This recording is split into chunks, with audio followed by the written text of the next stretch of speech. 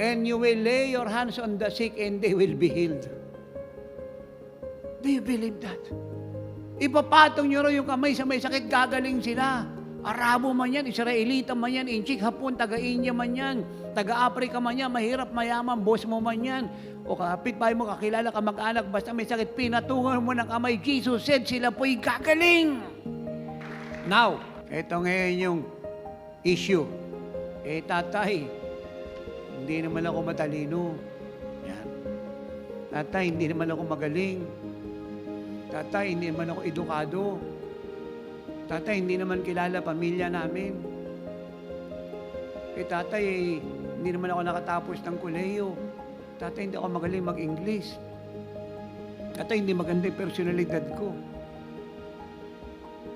So, ito po ang sabi po ng 1 Corinthians 1:26, verse 31. Let me read to you in English Standard Version of the Bible. For consider your calling. Brothers, not many of you were wise according to worldly standards. Not many were powerful. Not many were of noble birth. But God chose what is foolish in the world to shame the wise. God chose what is weak in the world to shame the strong. God chose what is low and despised in the world, even things that are not, to bring to nothing things that are, so that no human being might boast in the presence of God. Doon po sa New King James Version, ang sabi po ron ay ito, that no flesh should glory in His presence. 30. And because of Him, that is God, you are in Christ Jesus, who became to us wisdom from God, righteousness, and sanctification, and redemption, so that as it is written, let the one who boasts, boast in the Lord. So napakaganda po nito. Ano po sabi ng salita ng Diyos? Ginagamit daw ng Diyos yung mga hindi kilala para ipahiya ang mga kilala. Ginagamit niya yung mga mangmang para ipahiya ang mga matatalino. Ginagamit po niya yung mahina upang ipahiya ang mga malalakas. At lahat ng ito yung nagagawa natin dahil kay Kristo na siya nating sanctification, redemption, completion, perfection, honor, power, glory. May tao po ba dito? Divine substance, divine being, divine nature, perfection, perfect health, immunity, immortality, and authority. Amen. At ano po rin yung ba't ginagamit ang mga mahinang kagaya natin na hindi kilala sa mundo, rejected ng marami, unknown, upang walang tao magmalaki sa harapan niya. Kaya kung sinasabi niyong mahina kayo, hindi ka kilala, magala kayo kasi kung matalino ka, hindi ka niya gagamitin. Kung malakas ka, hindi ka niya gagamitin. Kung kilala kang tao, hindi ka niya gagamitin kasi pupunta yung glory sa'yo. Na kung ba't ka niya ginamit? Kasi matalino ako, magaling ako.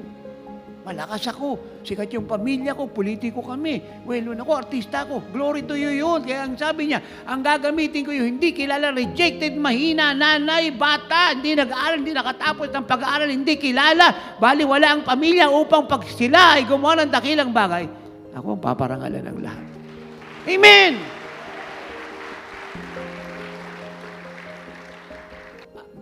Ano ako nung tinawag ng Lord?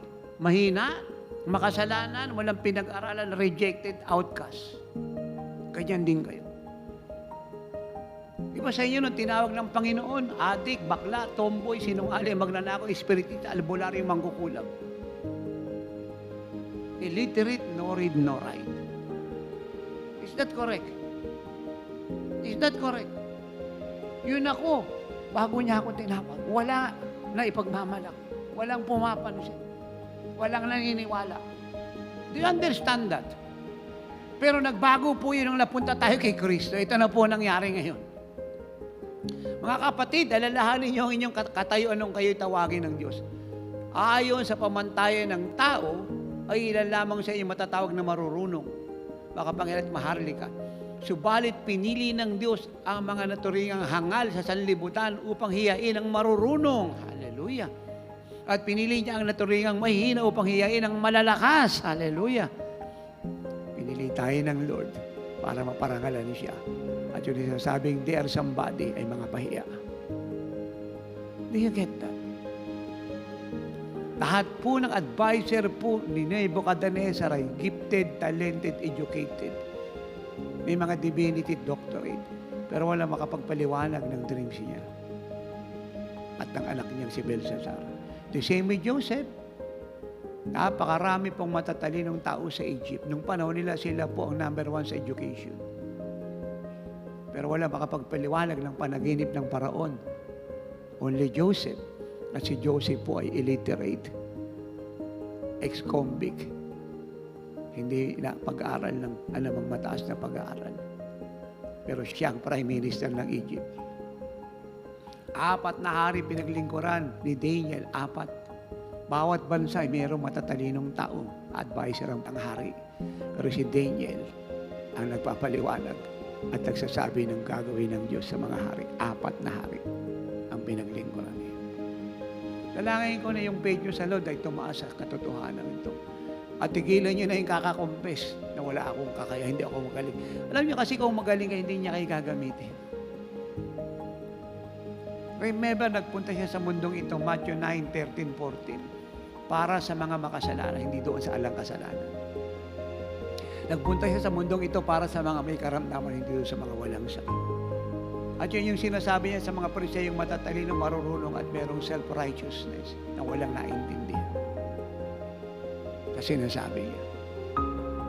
Hindi niya napansin, wala siyang tinawag na Pariseyo kahit isa.